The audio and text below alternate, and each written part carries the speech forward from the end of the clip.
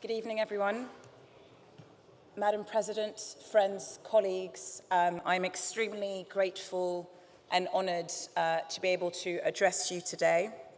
I'm also a barrister at Doughty Street Chambers, like Geoffrey Robertson, and also a member of the Bar Human Rights Committee of England and Wales, which is the human rights branch of the English Bar. I will keep my remarks brief, as I'm very mindful of the limited time, but there are three things that I'd like to talk about. Firstly, I'd like to unpick with you a little bit the concept of a crime against humanity. Secondly, I'd like to share with you my observations on the '98 massacre. And finally, some thoughts on the path to accountability.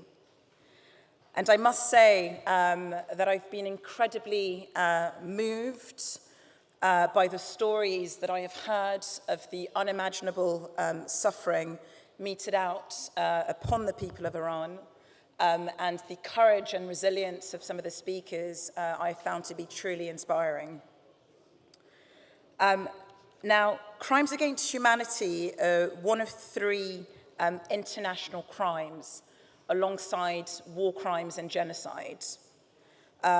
Unlike war crimes and genocide, there's no single universal definition set out of what a crime against humanity means.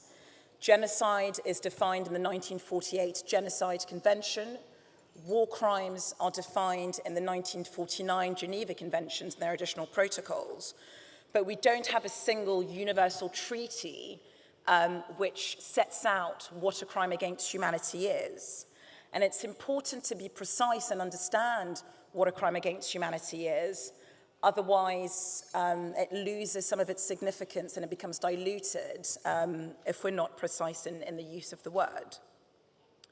So we've spoken a bit earlier about the Rwanda Tribunal, the Yugoslavia Tribunal, and those international tribunals had their own definitions of what a crime against humanity is.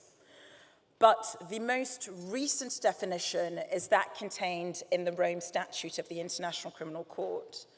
And that's the one that's the most relevant, because the Rome Statute is a statute that is drafted and adopted by a coalition of international states. So it really sets out what the consensus is from the international community's perspective as to what the elements of a crime against humanity are. Now, there are two aspects to the definition. The first is what we call the chapeau. So this is the context that must exist in order to find that there is a crime against humanity. And what you need is an attack that is directed against a civilian population, and that attack must either be widespread or systematic. And within that attack, you'll have a crime against humanity if a certain series of prescribed acts are committed. So if, for example, you commit an act of torture, or an act of murder, or an act of rape, or an act of political persecution, within this context of a broader attack where the state is really terrorizing the civilian population, there you have a crime against humanity. And it's really important to emphasize, because a crime against humanity goes beyond something that's isolated. It goes beyond a single act of murder or of rape or of torture. It's an attack that is so egregious, that is so grave, that it constitutes an attack on the very notion of what it is to be a human being. It constitutes an attack on the very notion of human dignity. And so I think that when we speak of the '98 massacre as a crime against humanity, which it is, it's important to really appreciate what that means. It means that that attack was not only an attack against those victims and their families, but it was an attack against the very concept of what it means to be a human being. And I think that's important. Now, as I've said, the massacre falls squarely within the definition that I've just alluded to. We're talking about 30,000 individuals. That is, on any view, widespread and systematic. There's no doubt that this is something that was committed pursuant to state policy. We've seen the documents with the decrees, we've seen the death commissions. So the highest authorities in Iran had full knowledge and were complicit in what was going on.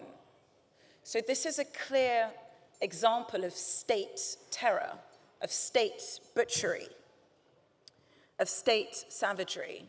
And that's why we attach that label of crime against humanity upon it.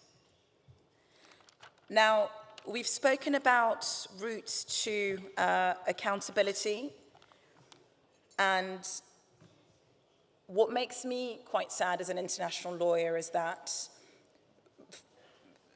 a very, very long time before I was born, so after the end of World War II, the international community gathered and said, never again.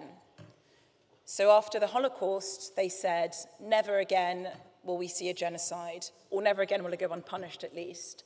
Never again will war crimes go unpunished. Never again will war crime against humanity go unpunished. And it went about drafting a whole series of international treaties, creating a body like the United Nations, in order to make good that promise of never again.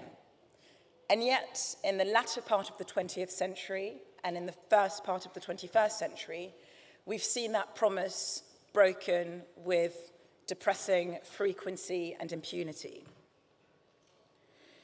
But I, perhaps because I'm quite young, I'm naive and hopeful, and I believe in the law and I believe in justice, and I do think that there are things that can be done.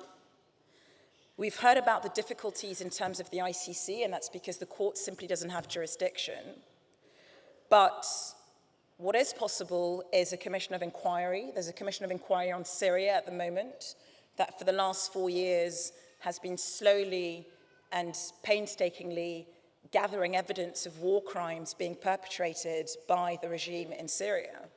That's without the cooperation of the Syrian state. They don't have access to Syria, but their investigators go to Turkey and conduct investigations.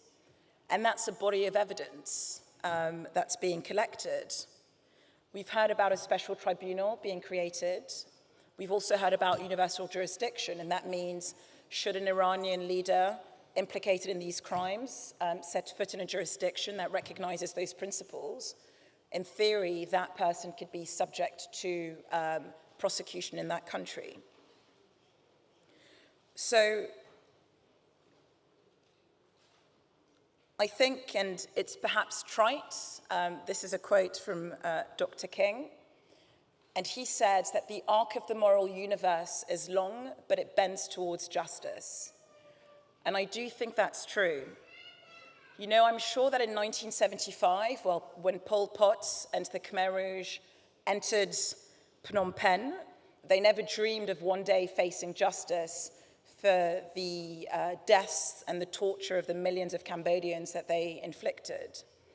And yet, 5 years ago, the Extraordinary Chambers in the courts of Cambodia opened its doors in Phnom Penh.